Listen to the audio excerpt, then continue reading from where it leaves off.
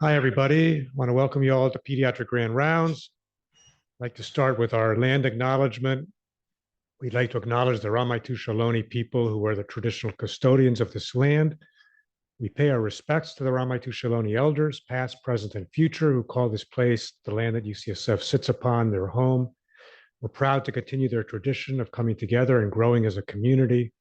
We thank the Ramaytush Ohlone community for their stewardship and support, and we look forward to strengthening our ties as we continue our relationship of mutual respect and understanding. And I'd like to invite Dr. Deb Franzen to come up and introduce our speaker for today. Deb? Good afternoon and welcome to Grand Rounds today. Hope everyone had a great Juneteenth holiday yesterday. I'm very pleased to be introducing our guest speaker today, Dr. Alan Schroeder. He comes to us from not too far away, just down the road at Lucile Packard Stanford Children's Hospital. And there, Dr. Schroeder is the Associate Chief for Research in the Division of Pediatric Hospital Medicine at Lucile Packard Children's Hospital. And he's a clinical professor in the Division of Hospital Medicine and Critical Care, which is where I met him almost 20 years ago when he was a fellow and I was a faculty member. So his interests focus on identifying areas where we can safely do less in healthcare, striving to ensure that children get the healthcare they need while avoiding excessive tests and treatments that only cause harm. Dr. Schroeder is currently involved in multiple projects involving common conditions and interventions in pediatrics. He serves as a Stanford PI for the PedsNet. He's an associate editor for the Journal of Hospital Pediatrics. He's widely published in this area. And at Stanford, he co-leads the residency Clinical Research Scholarly Concentration and the Faculty Clinical Research Peer Scholarship Community. He clinically works in the ICU, and I have my own little personal story to share. When I first met Alan and I was a new attending at Packard, we were together on call on a weekend. And he said, you know, Deb, most faculty bring bagels on the weekend. Do you remember that? And from that day forward, there wasn't a weekend call where I did not bring bagels, because there's a little bit of superstition in critical care medicine where it's like, it's going to be a good day if you sort of do all the right things. So I really owe that to Alan and thank him for it. It's translated into some Friday lunch and learn if you've been on service with me in the ICU. And so I think I really welcome him to the podium at a time where healthcare expenditures in the US far exceed any other nation in the world. And for the cost per capita that we have, our outcomes do not reflect that. And so I'm really excited to hear more what he has to say. Please welcome him. Yeah. Well, I'm really thrilled to hear that everyone here is getting well fed because of me. So that's great. And it's really an honor to be here and talk about my favorite topic, which is safely doing less. I have no disclosures, and this is my outline for today. I'm going to tell you a little bit about the origins of this phrase, and I'll delve a little more into my personal story than I normally do, because as you will see, there are some UCSF roots there. I'm going to then talk for a little bit about overdiagnosis, which I think is really an important part of this conversation around healthcare value, but is often under-recognized and underappreciated.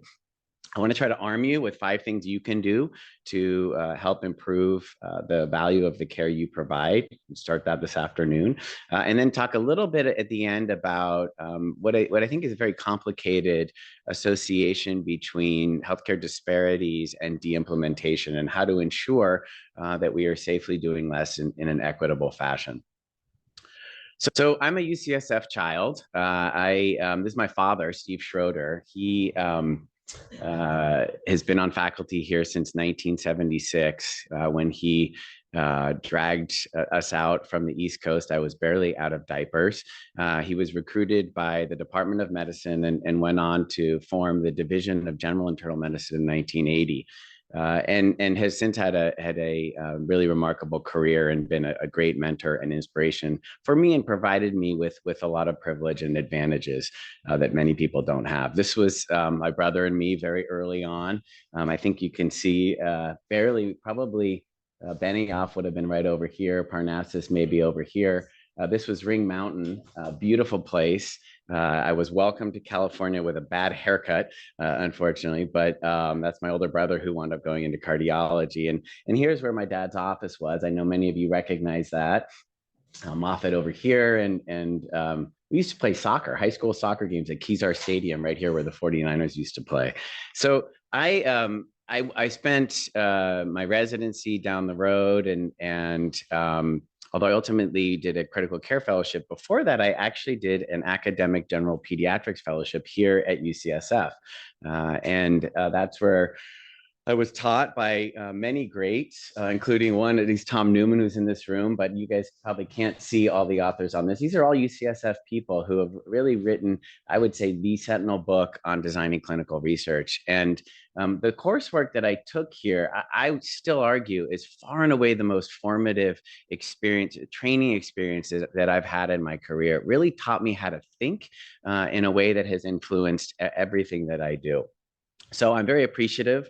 My dad is actually retiring officially at the age of 84. I think he's online, by the way, but he's retiring. We're throwing him a retirement party in 2 days. So this was a very poignant time for me to come up and speak to you. My fellowship project here at UCSF involved your patients a number of years ago now, but sort of true to today's theme, I was bothered in residency by what was to me a very common phenomenon, which was that babies were admitted for bronchiolitis all the time. They would get better, but we wouldn't be able to send them home because at 2 a.m, we had documented that they had an oxygen desaturation to 86%. So that back then, that would oftentimes land them on oxygen for a whole nother day. And we wanted to just describe that. No one had described that yet. And so we got this paper published in what's now JAMA Pediatrics. So this was a single center retrospective chart review of 62 patients.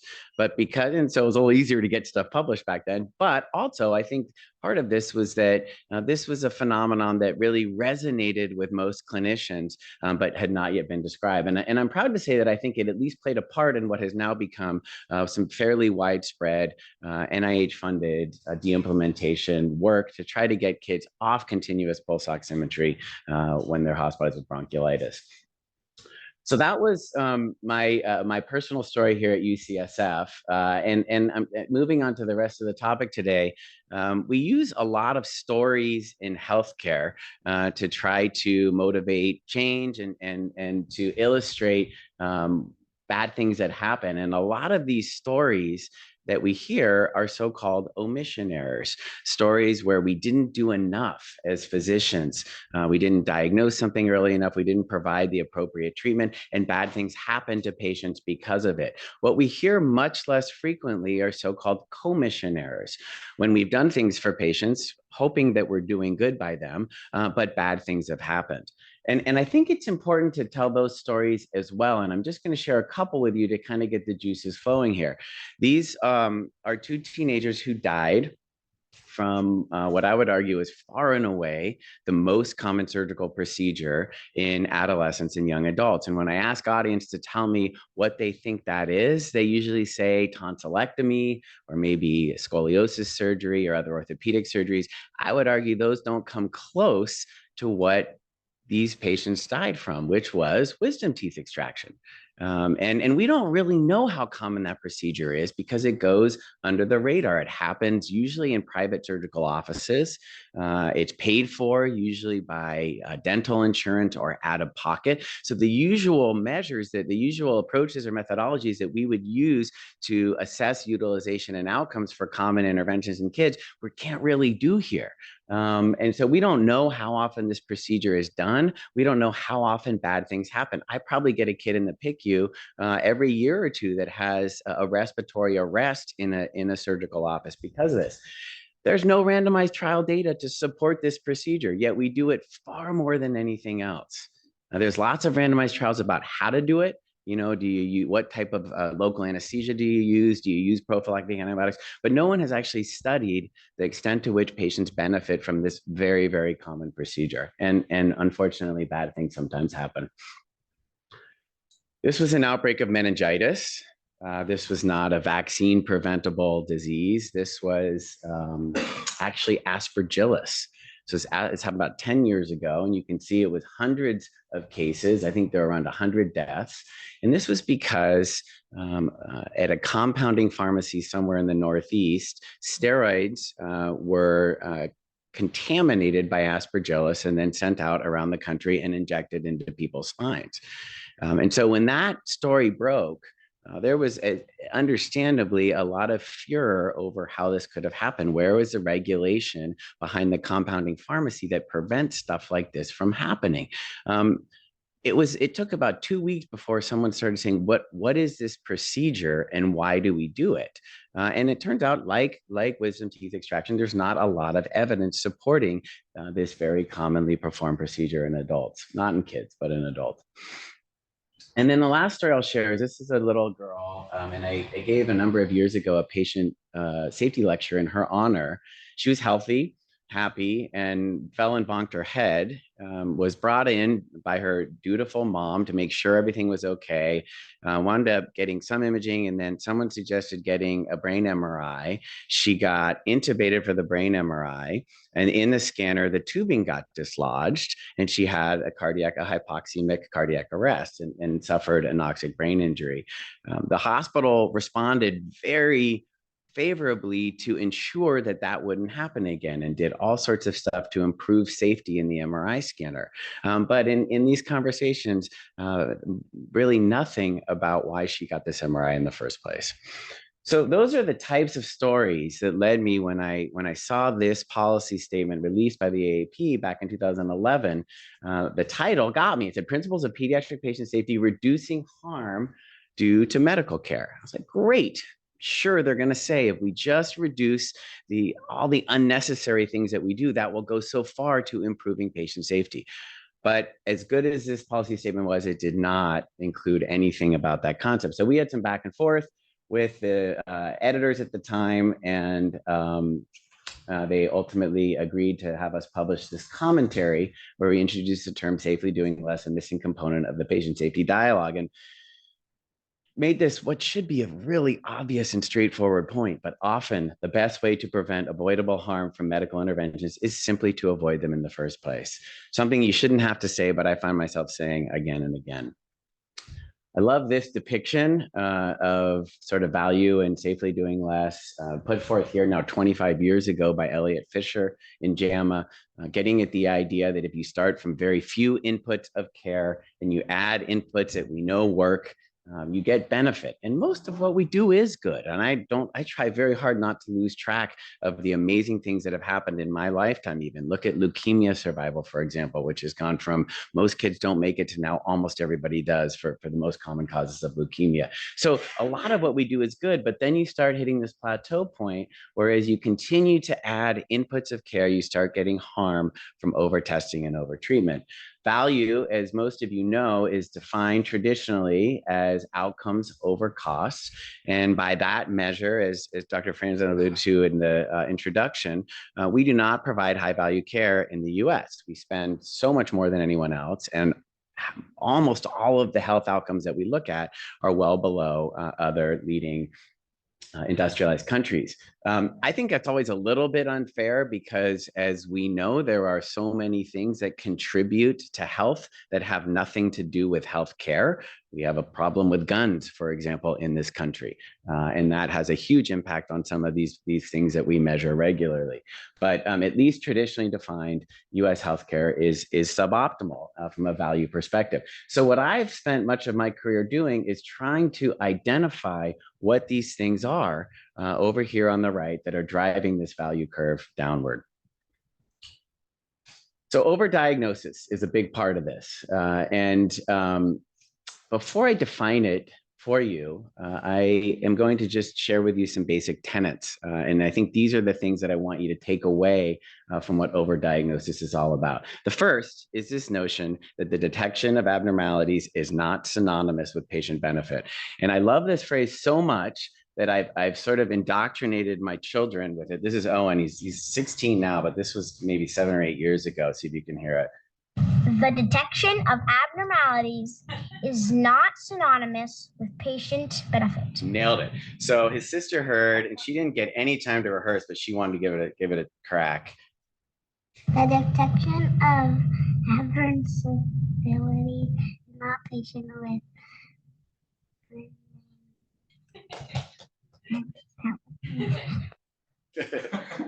So she can nail it now for the record, but she didn't have much time to rehearse there. So even if you ordered a test and it showed something and it was what you were worried about or what you were trying to find, that does not automatically confer that the patient benefited from that test. And I'll try to give you a number of examples of that today. Second tenet is disease prevalence can be greatly impacted by lots of things that have nothing to do with the disease itself.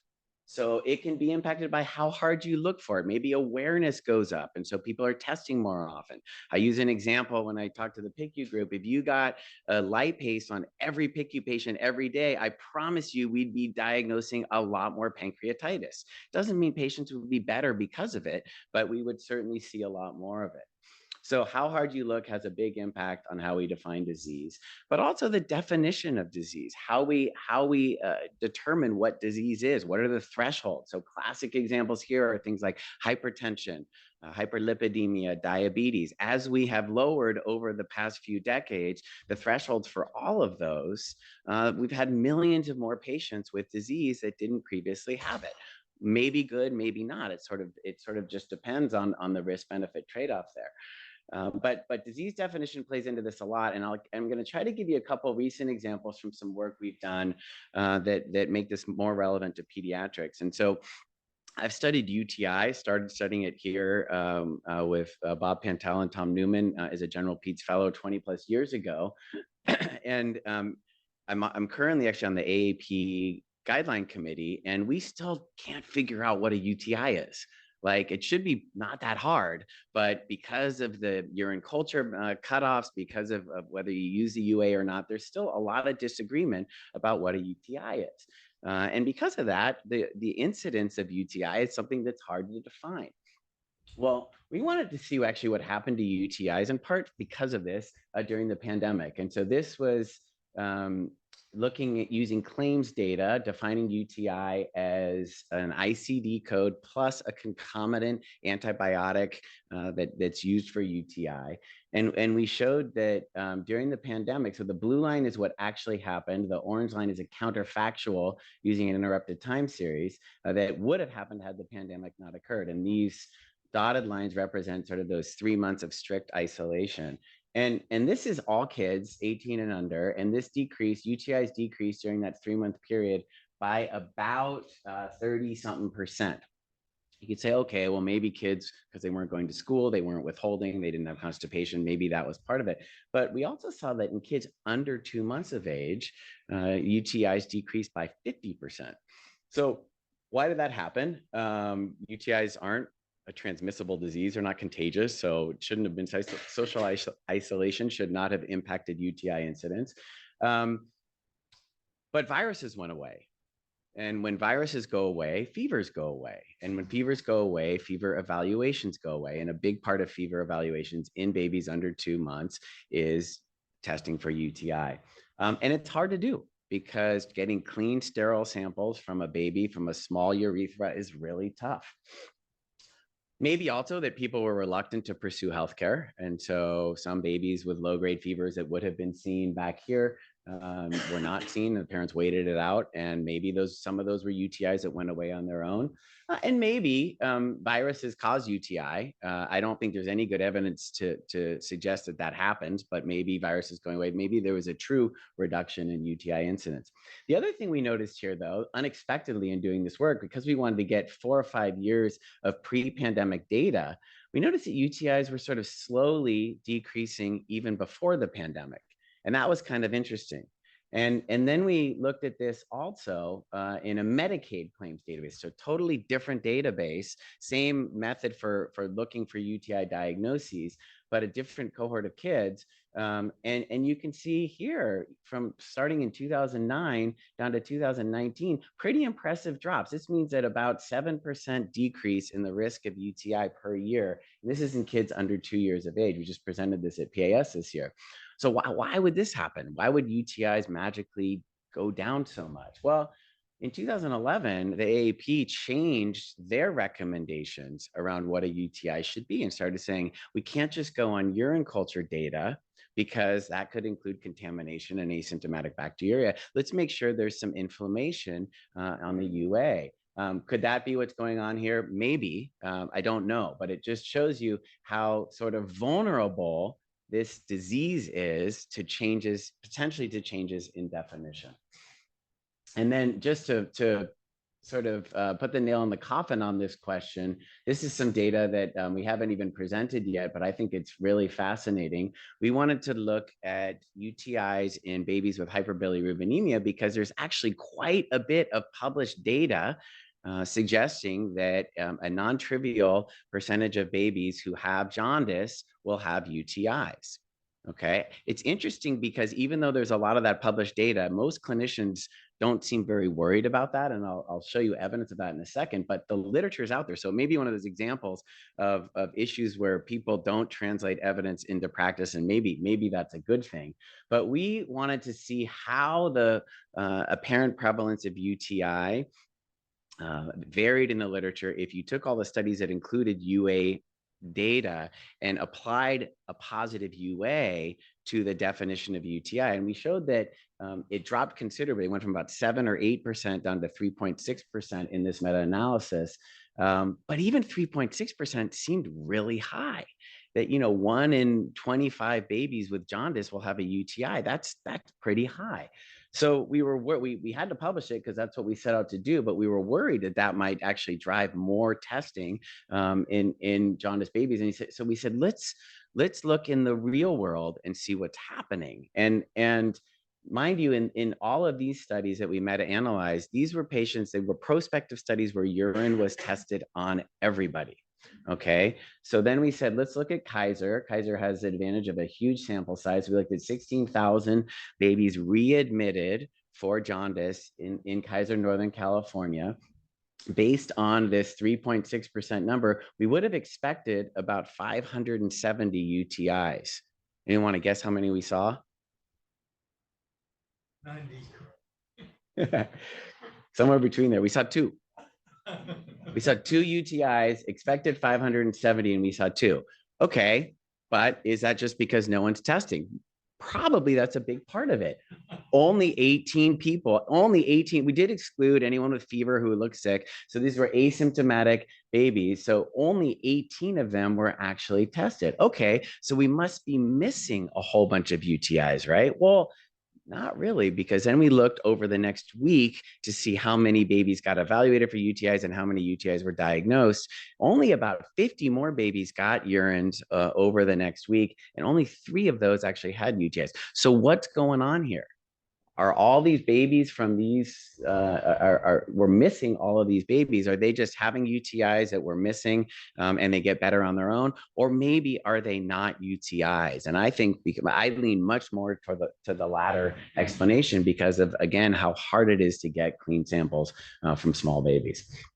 So that's an illustration of the challenges of disease diagnosis or disease definition on apparent incidence. I'm going to use another example from bronchiolitis about how sometimes the therapies we provide can impact the disease labeling that ensues. And we did this project, also presented at PAS this year, because there had been a number of studies showing that since the 2014 guidelines by AAP, which departed from prior guidelines in saying that we should no longer be giving albuterol to babies with bronchiolitis.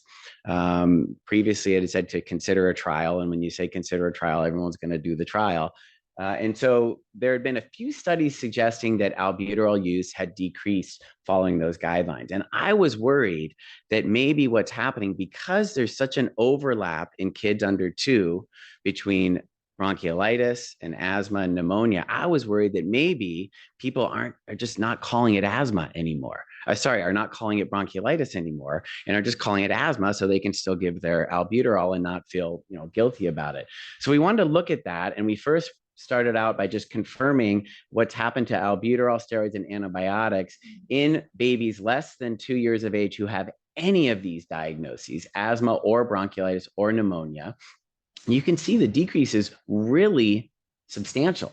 You've dropped from almost 50% of babies down to about 30% of babies, mostly in albuterol, small drops in steroids and antibiotics as well, with some blips in 2020 from the pandemic.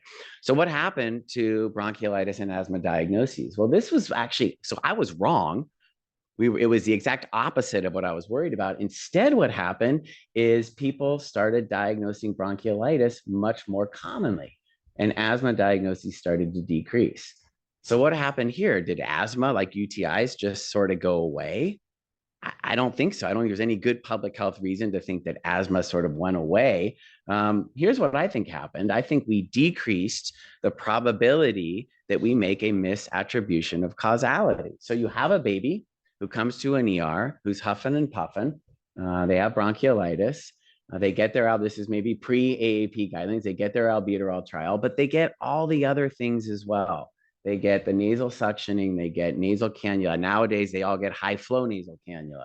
They get the fluid bolus for the dehydration. They get Tylenol for the fever. They get time as you go and evaluate other patients, and they get better. Okay, so you come back and you see them, and they get labeled as an albuterol responder. Okay, maybe this happens again a few more times, whatever. And before you know it, they are labeled as an asthmatic. But if you take that same baby, and now we're being a little more judicious, and they don't get the albuterol trial, but they still get all the other stuff, and they get better, and we call them bronchiolitis. Okay, so is that what's going on here? I'm not sure. We can't say for sure, but I suspect based on my own clinical experience, where if I ask my team when they tell me that there's an albuterol responder, I say, please go in the next time they get albuterol, listen before, listen after, observe them before, observe them after, don't do anything else. Don't suction them, don't do anything else, and tell me if you think the albuterol is responding. In my clinical experience, probably 9 out of 10 times, they will come back and tell me that there's no difference. So I really think this is the mechanism that's at play here. Okay, last tenet of overdiagnosis is if you feel okay, maybe you are okay. It's not my line. I love it. It's by Gil Welch's line. Gil Welch, for those of you that haven't heard of him, he wrote the definitive book on overdiagnosis. So if this stuff excites you, I recommend reading some of his work. And this is a New York Times piece where he used this phrase. But it's an important phrase. And I've used this concept. I've done a fair amount of work on IV antibiotic durations in kids for common bacterial infections. And it's actually a nice example in our field, I think, where needles have moved in certain areas where we've really become much more judicious about putting in PICC lines and giving prolonged IV antibiotics for certain things. But the point that I try to make is when I'm in the PICU and I have this kid, I am never going to say I need a randomized trial to prove that this kid needs IV antibiotics. In part, I want it in there right away. I want it killing that bacteria as soon as it can. But second, it's also not costing me anything. I mean, maybe it's a little more expensive than oral antibiotics, but they're already in the hospital. They've already got an IV, maybe a central line. So it's not costing me very much to have to give them IV antibiotics. He's sick. This kid's not sick, but someone is saying this kid needs prolonged IV antibiotics. So now I have to take this kid. I can't make him better than he is. I can make him worse, though, by sedating him and putting in a PICC line and maybe keeping him in the hospital. So it's really hard to make children better when they're already doing well. And that's to me, the third tenet and really exemplified by Gil Welch's headline here. It doesn't mean we should never do things to kids that are doing well. I think vaccines are a great example of things we do to kids that are doing great, that have a phenomenal evidence base, but it's just something to think about, that it's hard to make a kid better. So the exact definition that Gil Welch would propose and others is overdiagnosis, the detection of conditions that would not have caused harm. And if you want to use that as your definition, great. It gets at it tells you most of what you need to know about overdiagnosis. But we've made the case that that probably doesn't go far enough, because there may be some conditions that cause harm, but where detecting them or diagnosing them does not confer benefit. So I think this is actually a more all-encompassing definition: detection of conditions where the benefits of detection do not outweigh the harms. But as this BMJ article puts out here, the challenge of overdiagnosis begins with a definition. There still is not perfect consensus around this. And that's why I think really remembering the tenets of what we're talking about here are just as important as the definition. So the way we prove that it's going on most commonly in the adult world, at least this has been done through randomized trials of screening tests, usually for cancer. So the idea is you subject an individual to screening or more screening and compare them to individuals who get less screening or no screening. You look to see how much more cancer you find. But of course, you can't stop there, because just finding more cancer does not mean that you've made their outcomes better. So then you look to see if finding more cancer translates to improvement, ideally in all-cause mortality, but at a minimum in cancer-specific mortality. And I would argue at least that the well-done trials for the common things that we screen for in adults for cancer have not really panned out to be quite as effective as at least we are led to believe.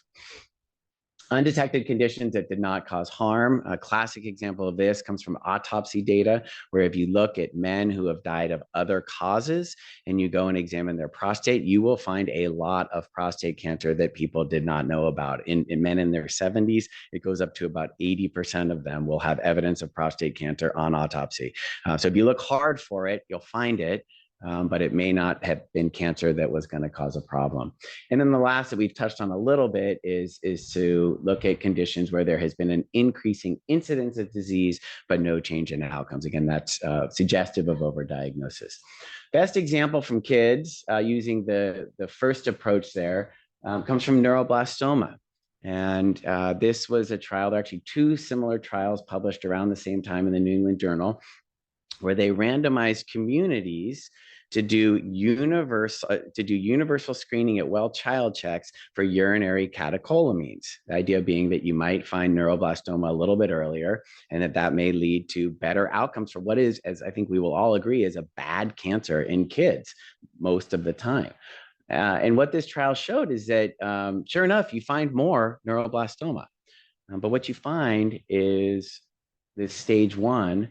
And if you look at stage 4, identical, death, unchanged. So finding a lot of early stage neuroblastoma that would not have caused problems, why we don't do this test at well child checks. Other examples that may be more relevant to your clinical practice, bacteremia in babies with UTI. We've done a little bit of work there showing that when you find the bacteria in the bloodstream, when you've already diagnosed a UTI, we know for sure it drives longer IV antibiotic courses. We don't know for sure that is good for kids at all. In fact, there's really no association between IV durations and outcomes in babies with bacteremic UTI. Minor head bleeds and skull fractures and TBI. We looked at this because we knew that following a lot of the public health concerns about radiation from CT scans, coupled with some of the work on more evidence-based imaging for kids with mild TBI, we knew that head CT rates had started to decrease. And we wanted to see how that corresponded to finding things in the head. Such as minor head bleeds and skull fractures, and showed that sure enough, we found as we scanned less, we found less of these bleeds and skull fractures. We also then admitted babies to the hospital less often, even a very, very small reduction in surgery. This is using an administrative database. No difference in bad outcomes like death or persistent vegetative state or readmissions. So what's the takeaway here? The takeaway here is that if you don't look for things, you tend not to find it. It's a little bit funny to think about conveying something like that to a parent. Like, we don't want to get a head CT because we might find that your child has a broken bone or bleeding in his brain, which will then land him in a PICU for Q1 hour neurochecks. But that's kind of what we show here.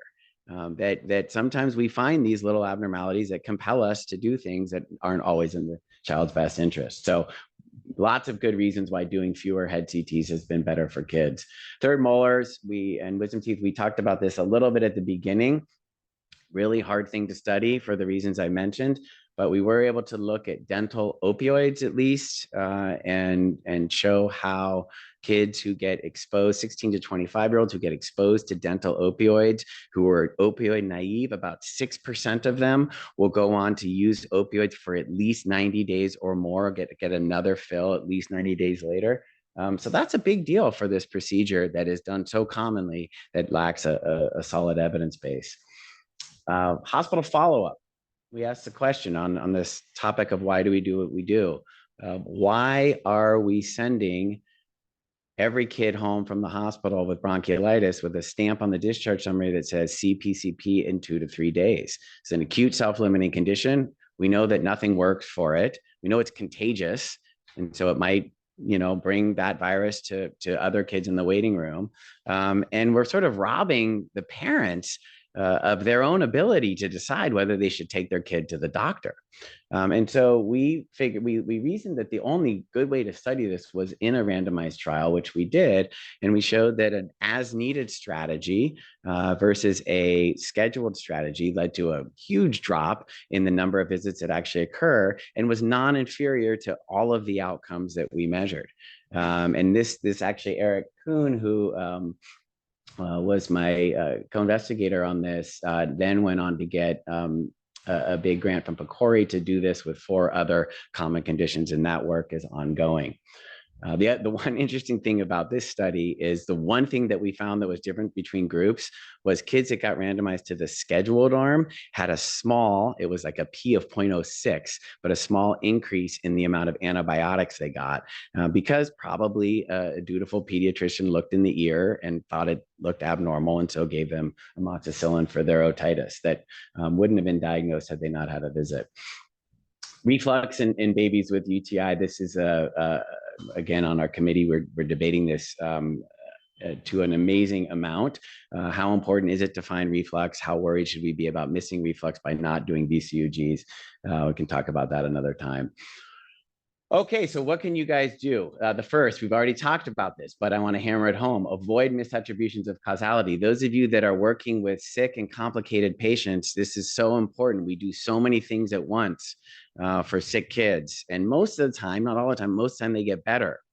And then we're sort of confronted with the task of trying to figure out why they got better. And we all want to believe it's what we recommended, but then they wind up sort of getting labeled as having gotten better because of this intervention, which impacts not just future interventions on that child, but I think sort of more the cultural appraisal of the benefit of that intervention. So something to just be really mindful of. An exercise you can do is when someone says such and such made them better, you can correct them and say, they got such and such and they got better. Those are nuanced differences, but I think important ones.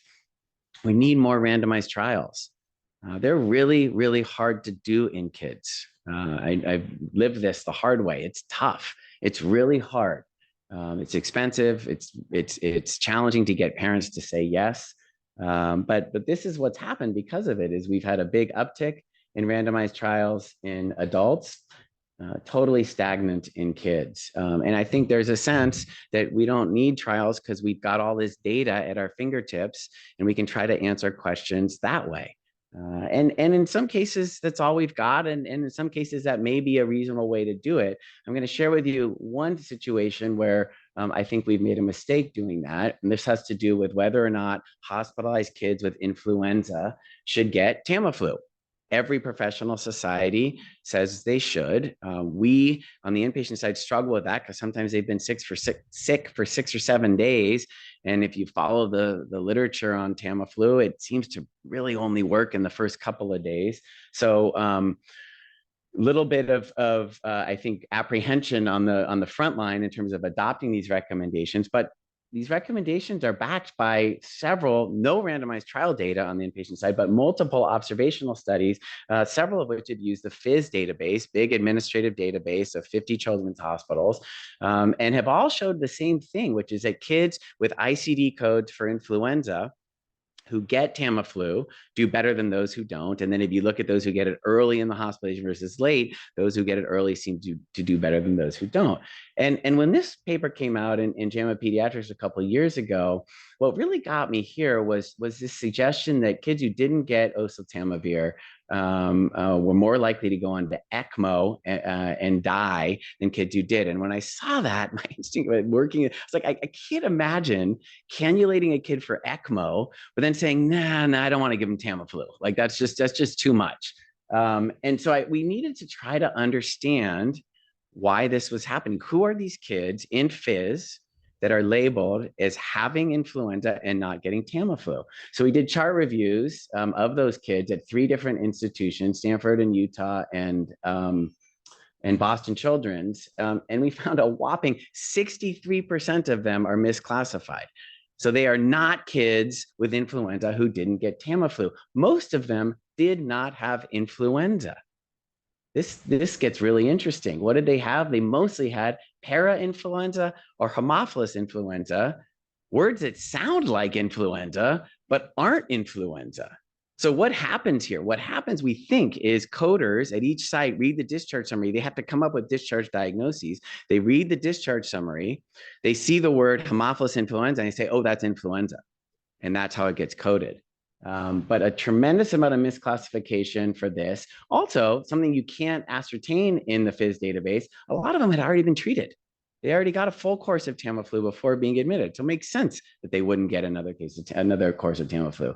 And most importantly, kids that were misclassified had worse outcomes than kids who were appropriately classified, likely explaining all of the differences that were previously described in those studies. Why is that? Don't know. Haemophilus influenza, at least when we find that, it's usually because someone sent a respiratory culture from an endotracheal tube. So sick kids, okay? And that may explain why those kids seem to look sicker, but they wouldn't have been any better with Tamiflu. So this is why we need trials. And actually, we're in the early stages of trying to put such a trial together.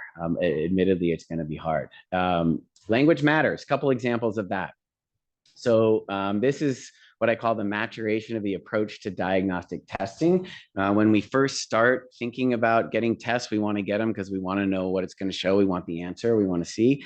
But of course, we all understand why that's not the right approach. But then we start getting a little more evidence-based and we say, how is this test going to change management? And I think that I still hear that all the time. It's a good question. I would argue it's still the wrong question though, because lots of tests change management, but they don't benefit patients. So I'm a fan of the Julius Hibbert approach, which is how will this test provide net benefit to my patient? A question that forces the learner to not just think about what the test might show, but also what they might do with that finding, but also what is the evidence supporting what I might do with that finding.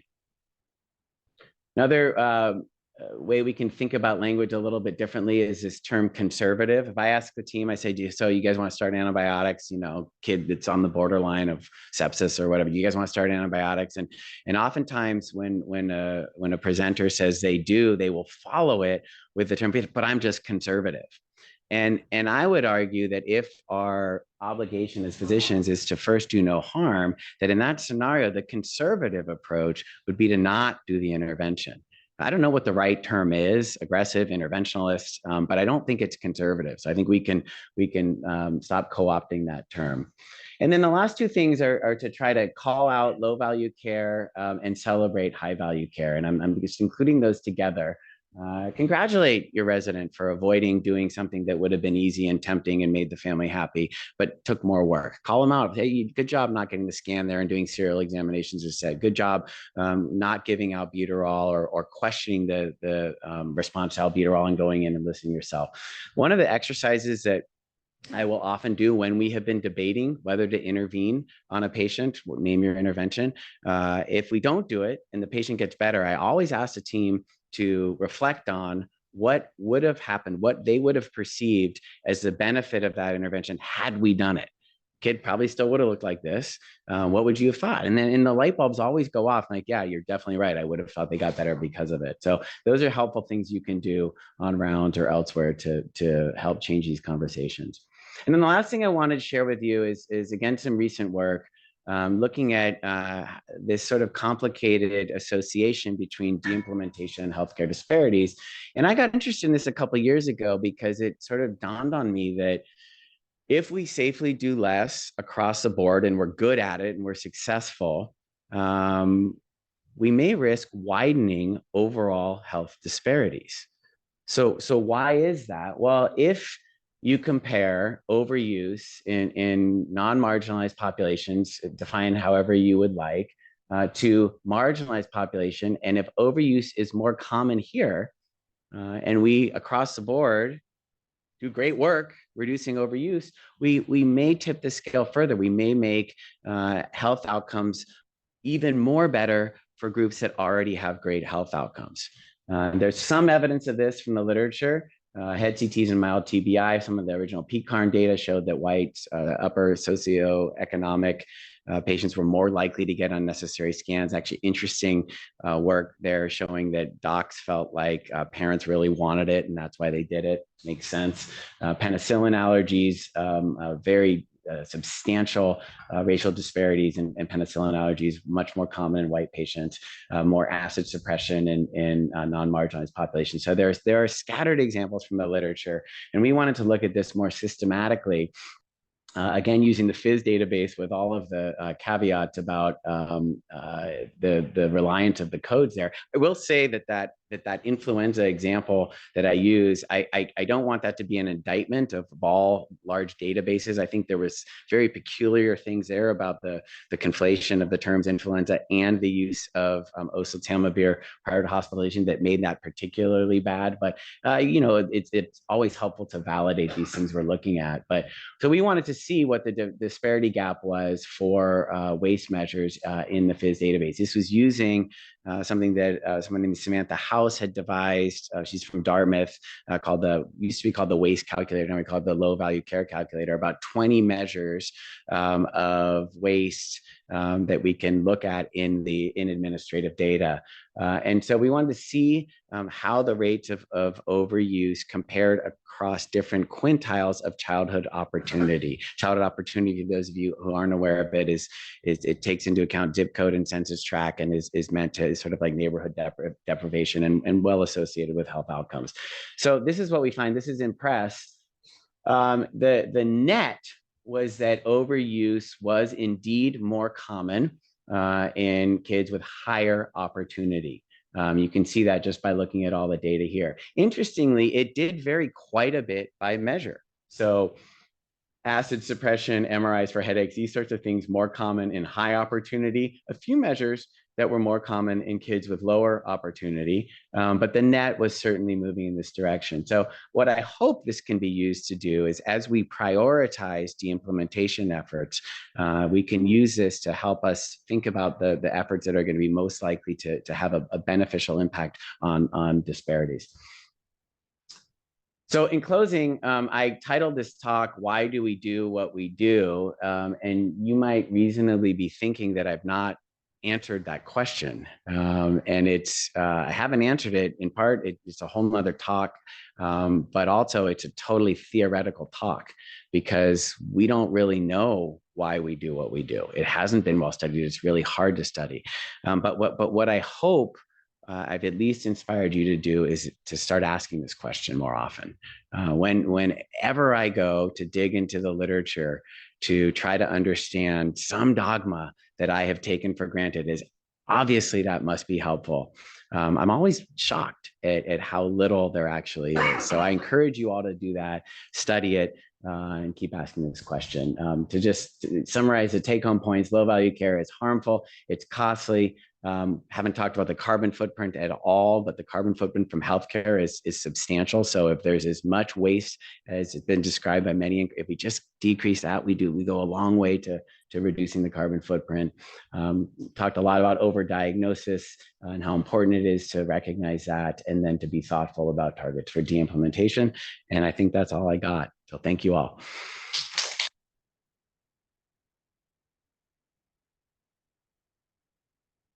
We take any questions. Yeah. Thanks. That was really thought-provoking. I'm just curious how you incorporate the concept that expanding knowledge has inherent value. Using your own example, the neuroblastoma, let's say, made no difference. Well, that's because it actually enabled development of therapies that are going to save a lot of lives. Yeah. In my own world in type 1 diabetes, for a decade we could predict diabetes. Just in the last year, we now have therapeutics, stage review, and they're all enabled by knowledge that was expanded by learning the actual history of the disease, how to diagnose it better. So yes, maybe you can have help for those patients, unfortunately, but how do you incorporate that into your value assessment? Well, yeah, I think, and do I need to try to repeat the question for people online? Yeah, so it was, I think, trying to get at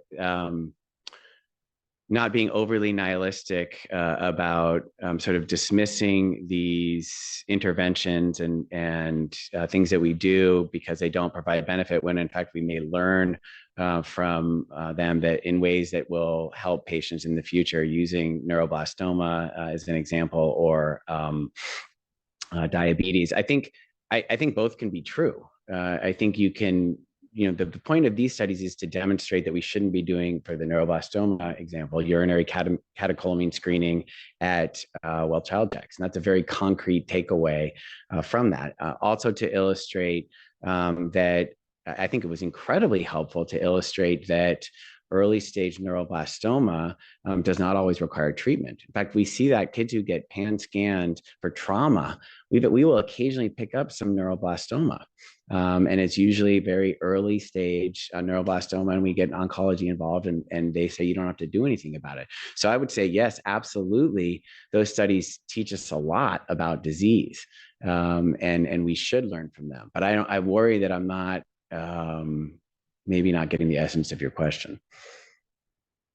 It's a long conversation. Thank you. Yeah. No, I mean, but I think the point that just because something doesn't work doesn't mean we shouldn't learn something from it, I think is a very important point.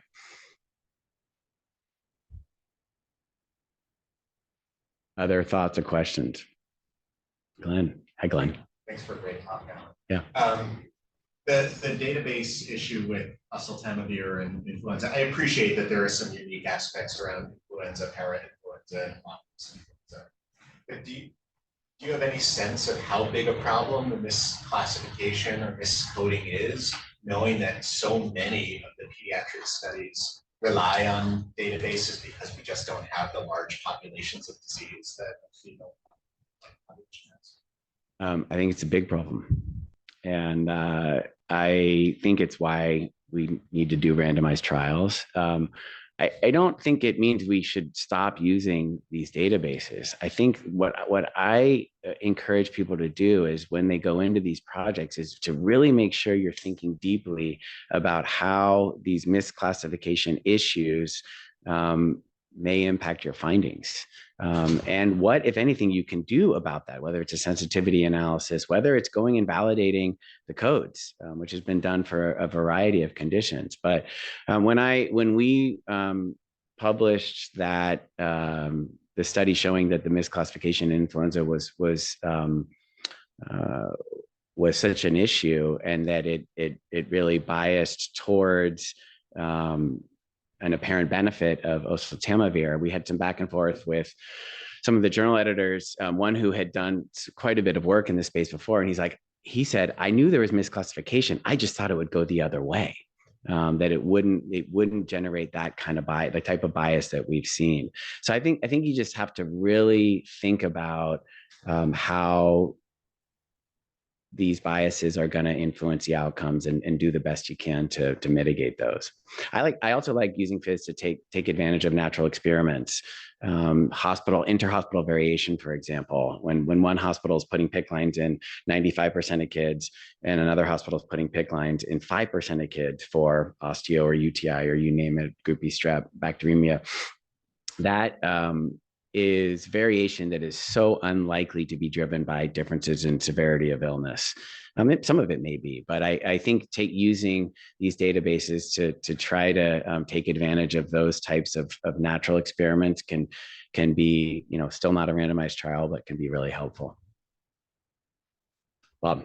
Yeah, thanks, Alan. That was terrific. I'll tell your dad. I had a couple of comments. So one is just human behavior. And you could look at all the data, but I think physicians sort of walk around with what their chief resident told them, which is you wouldn't want to miss one. Yep. And I think physicians are adverse to consequences that might happen to them. I'm not saying that they don't think about patients and they don't recognize and do no harm, but that's one of the things in human behavior that we have to do. The other thing I wanted to mention, because it's going to become increasingly prevalent, is corporate behavior. The last hospital I worked at, the hospital had subcontracted out the pediatric emergency department physicians to an outside organization, which literally was dictating to them what they had to do with febrile infants.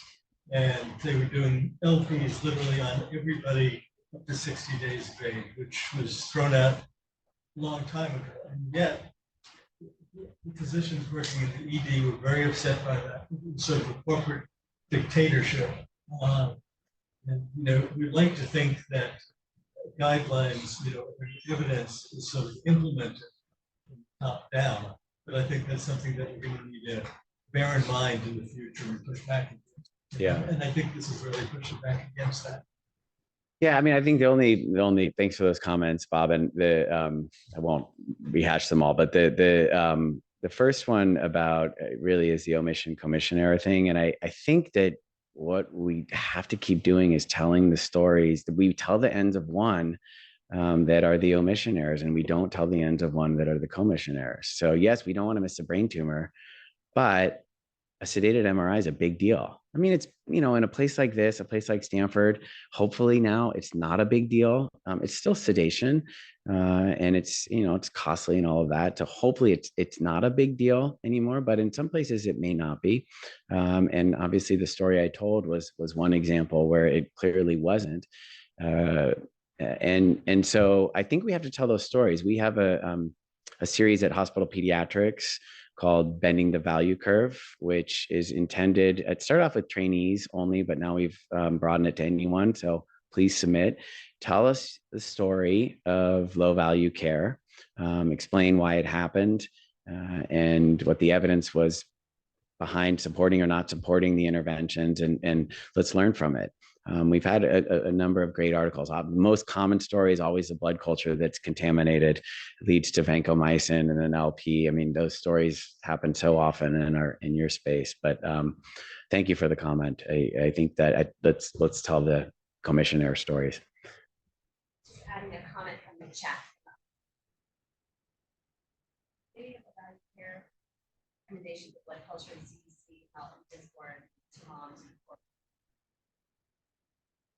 Yeah. Yeah. Thank you for that. That in fact, there's Neha Joshi at Stanford has done some phenomenal work on that, because it's not just all the needles and it's taking babies away from the moms. And the work that she did in our NICU and nursery to reunite has been amazing, and a lot less antibiotic exposure along the way. So it's a great example. Tom? Yeah, great talk. Loved it. One of your points for advocacy was for more randomized trials in pediatrics. But I think almost all of the studies that you and your group presented in this talk were not randomized trials. I don't know if you have Yeah.